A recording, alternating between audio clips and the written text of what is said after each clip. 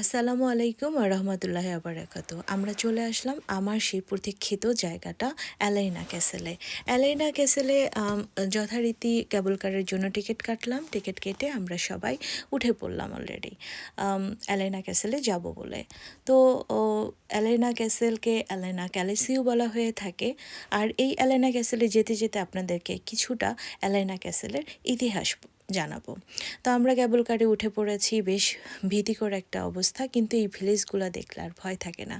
এত সুন্দর পরিপাটি করা ভিলেজ, এবং এই যে পেছনে দেখছেন সমুদ্র, এই সমুদ্র আসলে এই নীল কোথাও খুঁজে পাওয়া যাবে না। এই নীলটা একটা অন্যরকম নীল, মনোমুগ্ধকর আসলে। তো বলছিলাম যেরকম যে এই অ্যালেনা ক্যাসেলের কিছু কিছু ইতিহাস আপনাদেরকে জানাবো। টার্কির একেবারে দক্ষিণে এই সিটিটা অবস্থিত। 13 সেঞ্চুরিতে বা 13 সেঞ্চুরিতে বেনজান্টাইন এরা এবং রোমান এরা প্রথম দিকে এই ক্যাসেলটা তৈরি করেছিলেন। তো এই যে আমরা খুব দেখছি, একদম মুগ্ধ হয়ে দেখছি। নেমে পড়লাম কেবল কার থেকে। এখানে এসে কিছুটা আমাকে সীতাকুণ্ডের কথা মনে করে দিল। সীতাকুণ্ডতে যখন গিয়েছিলাম এরকম অনেক সিঁড়ি ছিল। তো ফিরে আসি আমরা আবার সেই ইতিহাসে। অটোমান এম্পায়ার 19 সেঞ্চুরিতে বোধ করলেন যে এখানে একটু ডিফেন্সিভ হয়ে যাচ্ছে বা শত্রুদের আক্রমণ হতে পারে, তাই তিনি এই ক্যাসেলের চতুর্দিকে ভিলেজ তৈরি করলেন।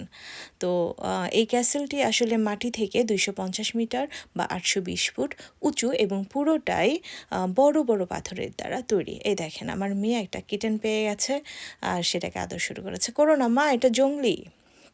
যাই হোক, সে ছাড়বে না, সে আদর করবে।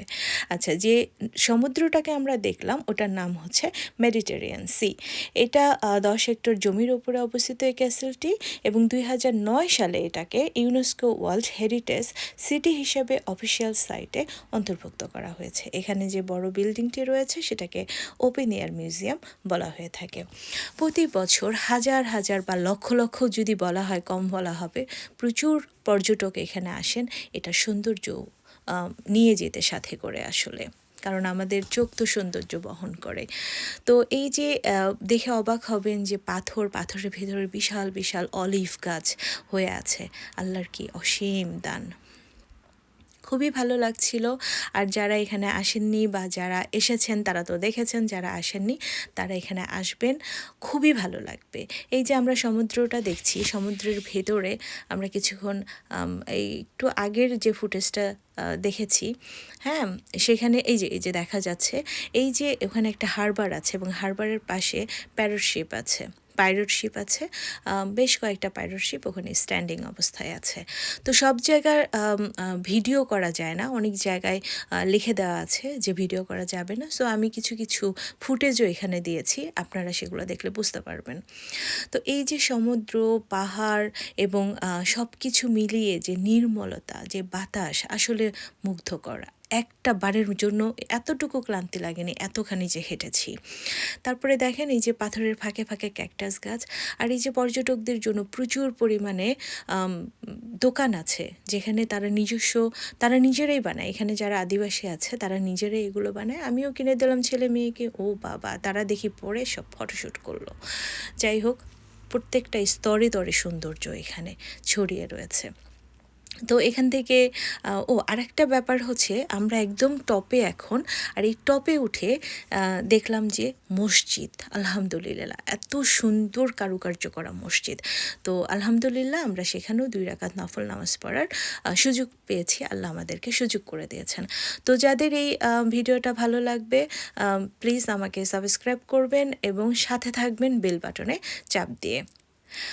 কিছু কিছু ফুটেজ আপনাদেরকে দিচ্ছি, যেটা দেখলে আপনারা বুঝতে পারবেন যে ওখানে আরও কী কী ছিল। তো সবার কাছ থেকে বিদায় নিয়ে নিচ্ছি।